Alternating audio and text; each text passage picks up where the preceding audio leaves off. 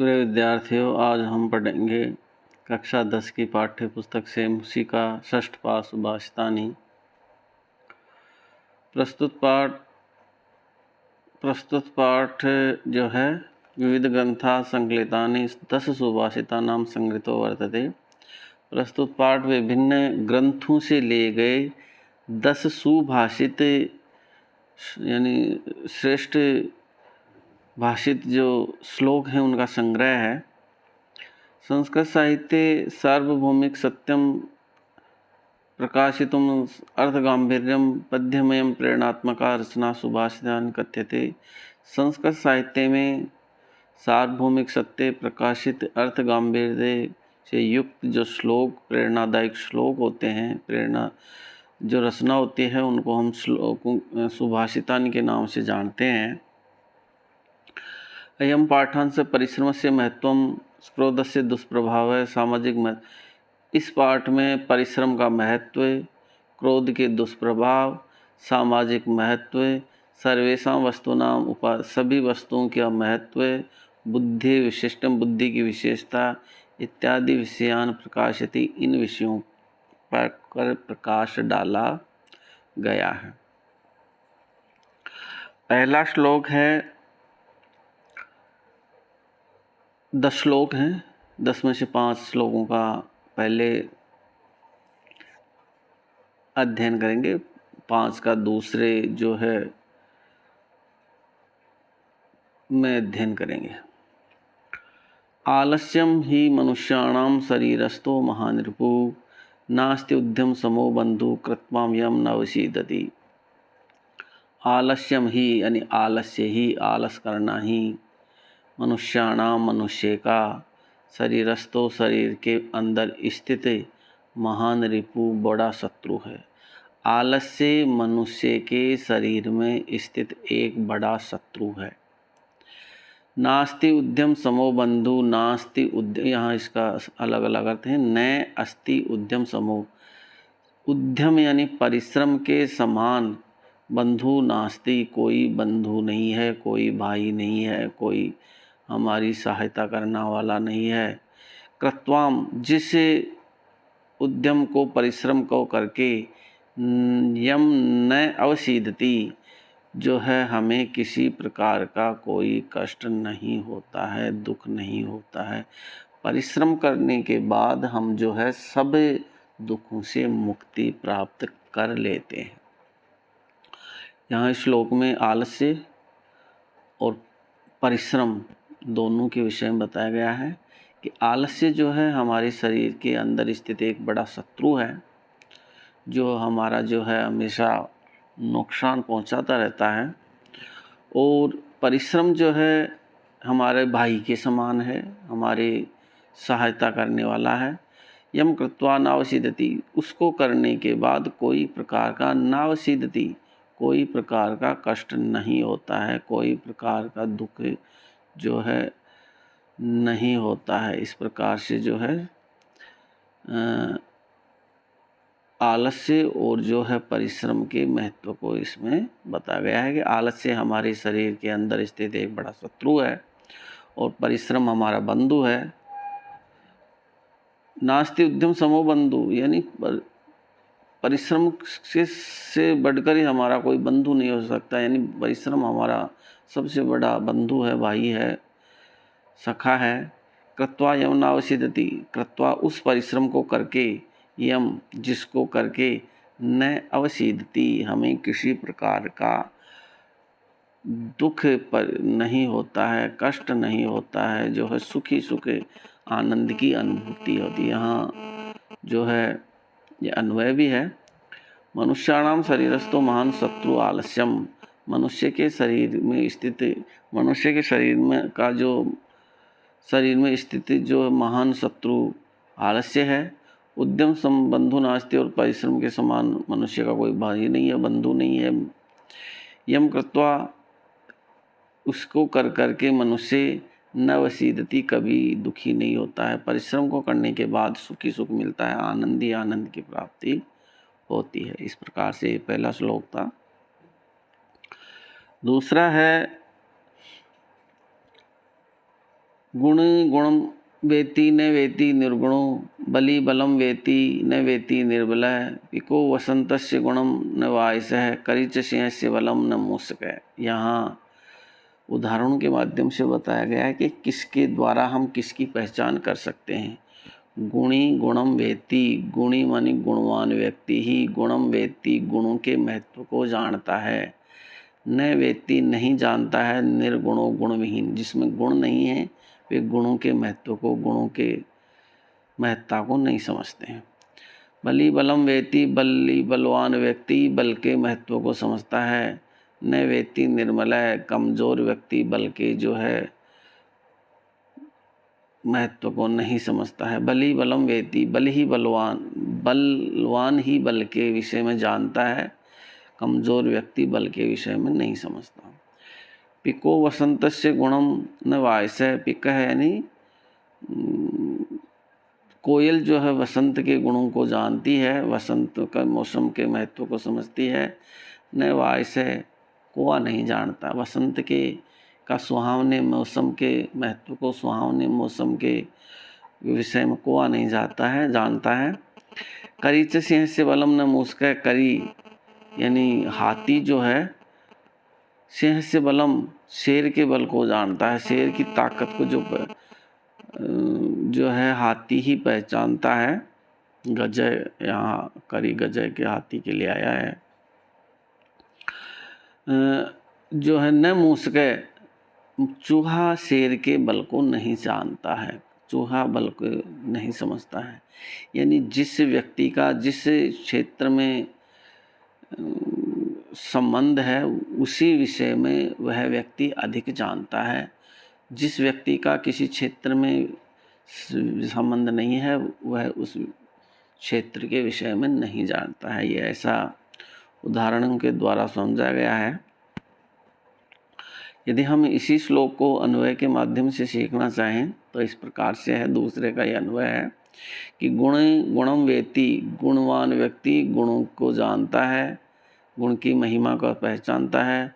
निर्गुणम गुणम न वेत्ति, गुणविहीन व्यक्ति जिसमें गुण नहीं है वे गुणों के महत्व को, गुणों की महानता को नहीं समझते हैं। बलि बलम वेत्ति, बलवान व्यक्ति ही बल के विषय में जानता है। निर्बलम, बलविहीन व्यक्ति नहीं जानता है बल की महत्ता को, बल के विषय में। वसंतस्य गुणम पिकः वेत्ति, वसंत से वसंत ऋतु के गुणम गुण को पिकः कोयल वेत्ति जानती है। वायसः न, कौवा वसंत के गुणों को नहीं जानता है।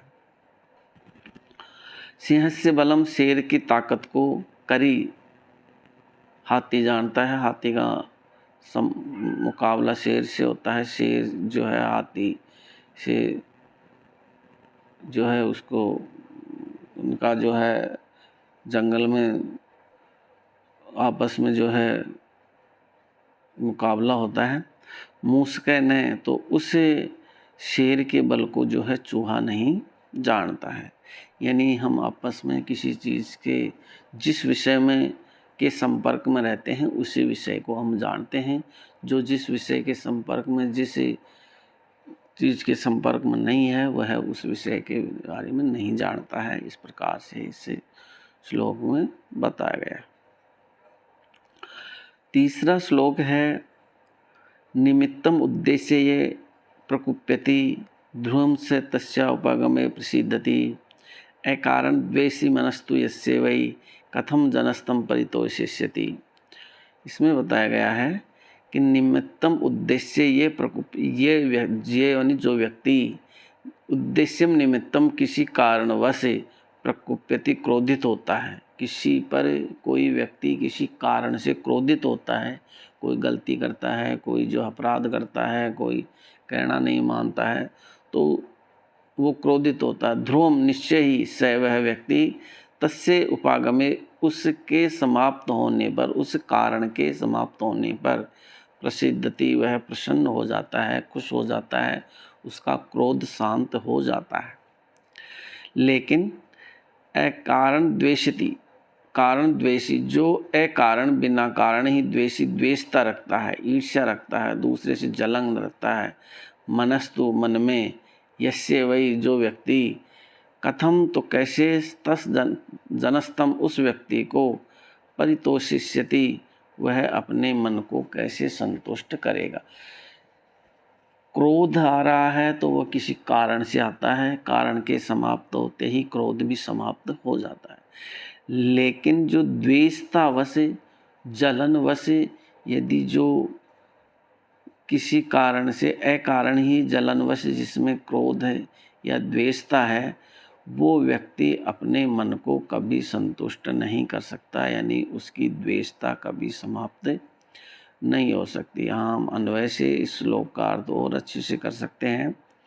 यह निमित्तम उद्देश्य, यह मानी जो व्यक्ति, निमित्तम मानी कारण का उद्देश्य से प्रकुप्यति क्रोधित होता है, स तस्य वह उसके निमित्त से उस कारण के अपागमे दूर होने पर ध्रुव प्रसिद्धति निश्चय ही प्रसन्न हो जाता है।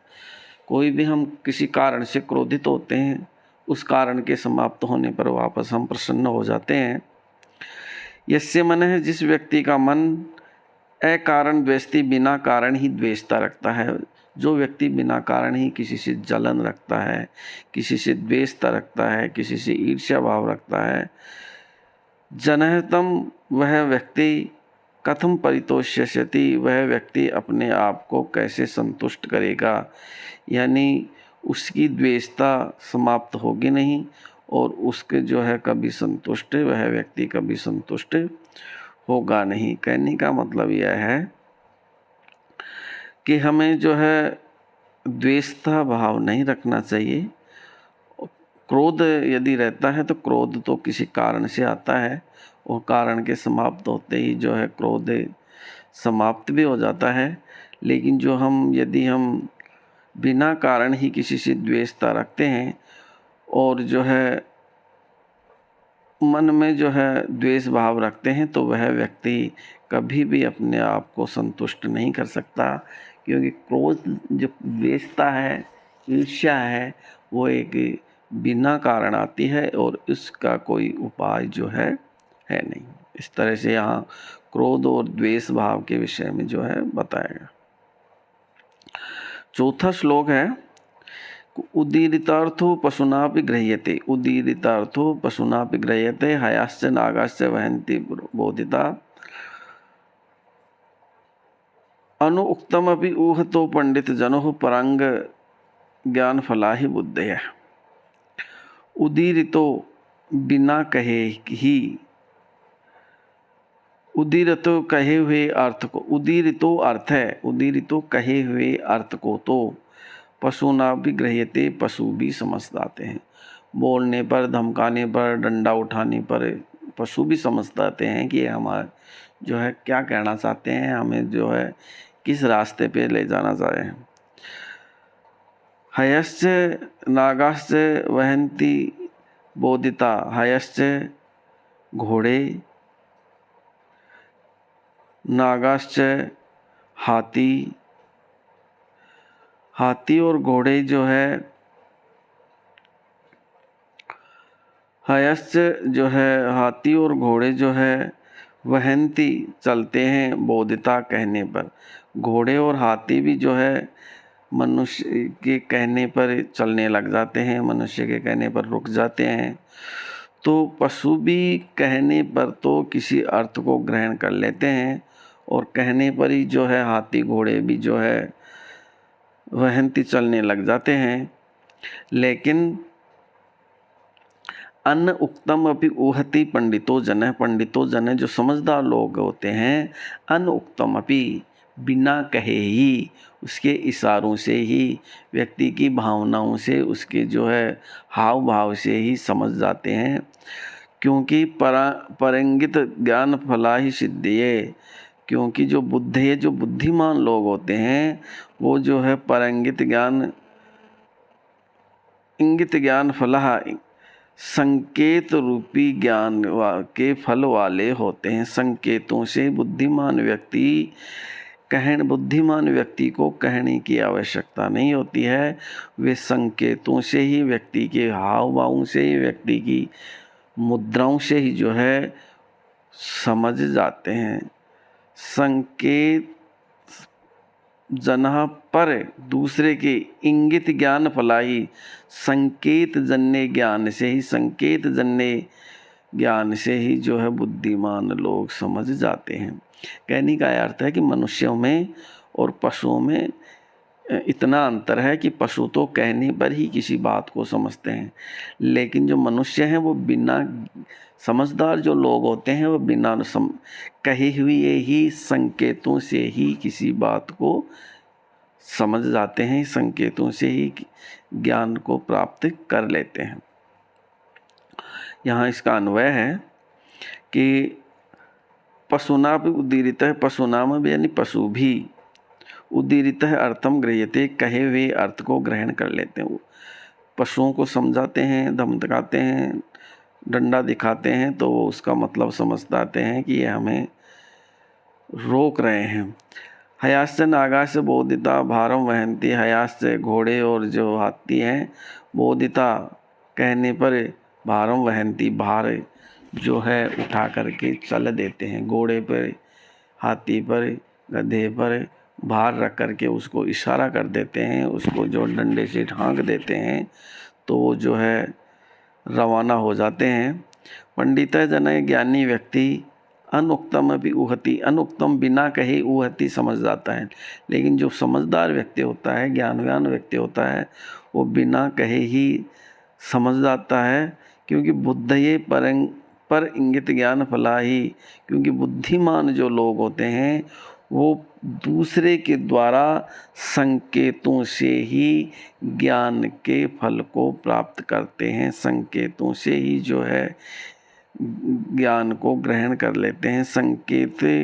संकेत जन्य ज्ञान रूपी फल वाले होते हैं, संकेतों से ही जो है ज्ञान को प्राप्त कर लेते हैं। इशारों में ही समझदार व्यक्ति जो है समझ जाते हैं। इस तरह से ध्यान। अगला है क्रोधो ही शत्रु प्रथमो नराणाम देह स्थितो देह विनाशाय, यथा स्थित काष्ठगतो ही वहनी सैव वहनी दहते शरीरम। यहाँ क्रोध के विषय में बताया गया है कि क्रोधो ही शत्रु, क्रोधो यानी क्रोध शत्रु है। प्रथमो नराणाम, मनुष्यों का पहला शत्रु क्रोध है।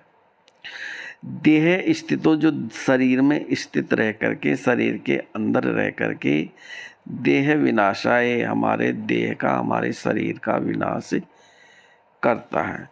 क्रोध मनुष्य के शरीर में रह करके मनुष्य का विनाश करता है, और क्रोध मनुष्य का जो है प्रथम शत्रु है, पहला शत्रु है। बाहरी शत्रु उसके जो है वो बाद में आते हैं, लेकिन शरीर के अंदर विद्यमान जो क्रोध है वह क्रोध मनुष्य का पहला शत्रु है। उदाहरण से बताया गया है कि यथा स्थित है काष्ठगतो ही वहनी, काष्ठगतो लकड़ी के अंदर स्थित, वहनी यथा स्थित वहनी आग, जैसे काष्ठ के अंदर, लकड़ी के अंदर जो आग है, सैव वहनी दहते शरीरम, वह आग दिखती नहीं है लकड़ी के अंदर रहने वाली, लेकिन उस पूरी लकड़ी को जला देती है।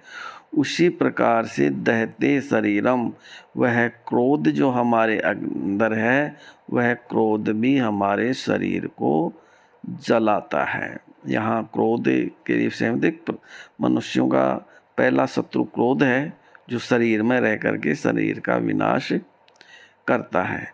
उदाहरण दिया कि जैसे लकड़ी के अंदर जो आग है उसको अंदर ही अंदर जलाती रहती है, और अंदर से जला करके बाहर तक उसको पूरी समाप्त कर देती है, वैसे ही क्रोध भी जो है शरीरम दहते, हमारे शरीर का जो है विनाश कर देता है।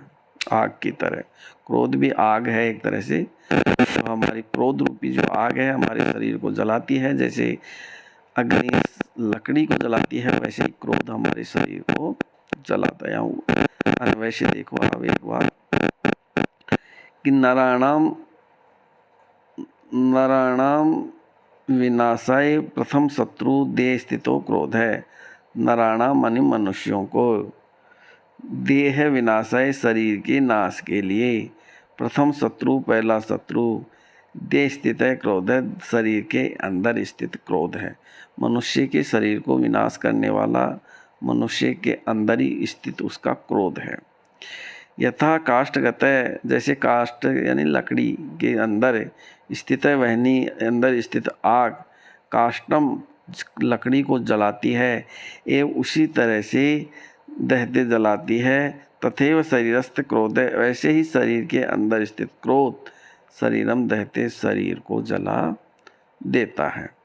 तो यहाँ आग जो है, क्रोध की तुलना जो है आग से की गई है।